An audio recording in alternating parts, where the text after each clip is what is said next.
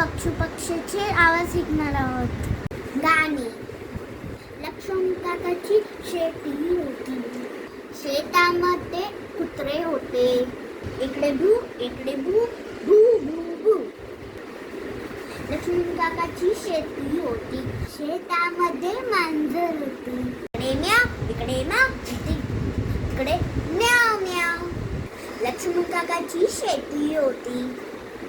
शेतामध्ये कोंबडी होती. इकडे कॉक इकडे कॉक इकडे तिकडे कॉक कॉक.